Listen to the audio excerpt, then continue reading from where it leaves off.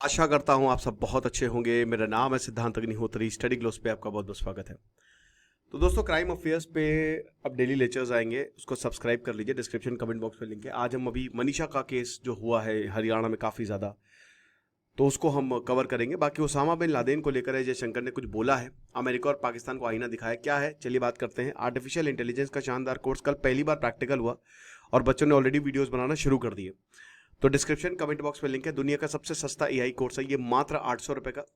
फटाक से कोर्स को अवेल करें, क्योंकि दोस्तों अब आज नहीं तो कल में हम इसको ऑफ कर देंगे।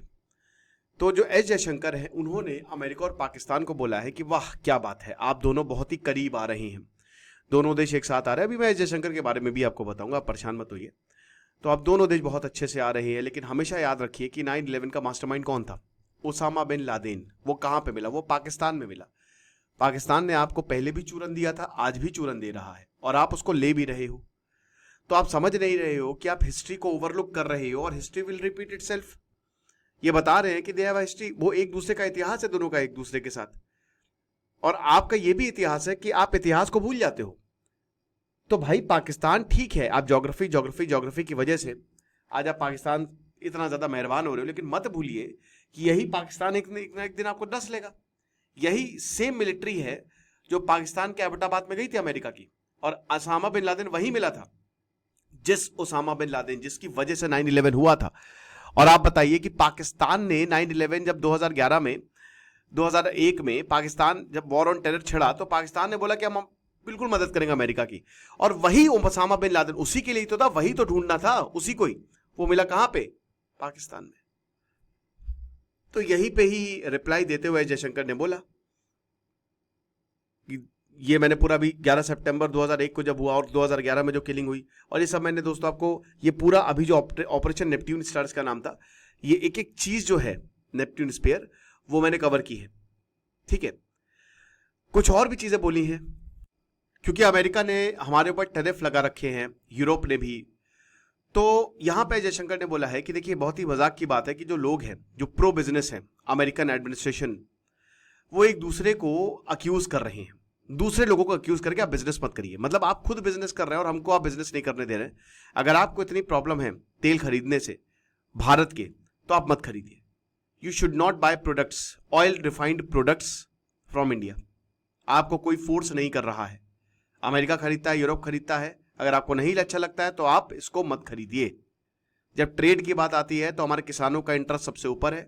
हमारी स्ट्रैटेजिक ऑटोनॉमी की बात आती है, जब मीडिएशन की बात आती है, ठीक है, तो याद रखिएगा कि सरकार का स्टैंड काफी ज्यादा क्लियर है। अगर हमसे कोई भी डिसएग्री करता है तो आप बताइए भारत के लोगों को, ठीक है ना। मतलब देखिए, सिंपल सी बात है कि हम यहां पे अपने लोगों के इंटरेस्ट के लिए खड़े हुए हैं। तो please tell the people of India कि do you don't value the strategic autonomy. हम जो हमको करना पड़ेगा हम उसको करेंगे। ये बातें जो हैं ये एस जयशंकर ने बोली हैं। अब देखिए, एस जयशंकर ने बातें बोली हैं, सुनने में बहुत अच्छी लगती है, लेकिन ग्राउंड रियलिटी क्या आप सबको पता है। ये बातें बोलने से, अब देखिए वो लेजर लाइट लगाने से उसे काम होना है नहीं। हमने डोनाल्ड ट्रंप ने भारत को उसकी औकात दिखा दी है। सच बताओ तो पहले ही भारत को इस तरीके की, इस पर विवाद भी उठे थे कि क्या जरूरत है नमस्ते ट्रंप करने की, हाउडी मोदी, ये सब बेकार है।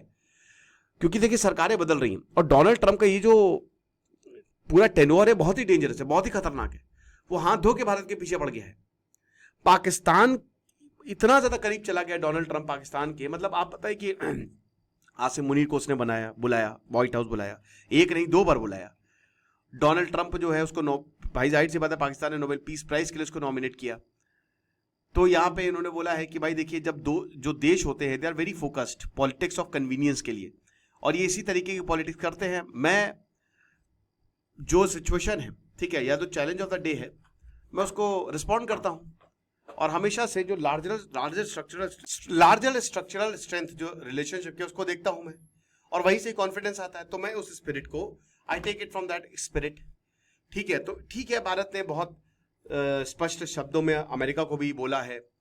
अब देखिए, एस जयशंकर अभी रशिया भी होकर आए हैं, ठीक है ना, और यहाँ पे एनर्जी रिलेशन जो रशिया है उसको भी एस जयशंकर ने, मतलब क्योंकि भारत रशिया के करीब है तो अमेरिका उस वजह से टैरिफ लगा रहे, तो उसको भी एस जयशंकर ने क्रिटिसाइज किया है कि यूरोपियन यूनियन, चाइना, हर किसी के लिए जो है ये स्टैंडर्ड अप्लाई होते हैं।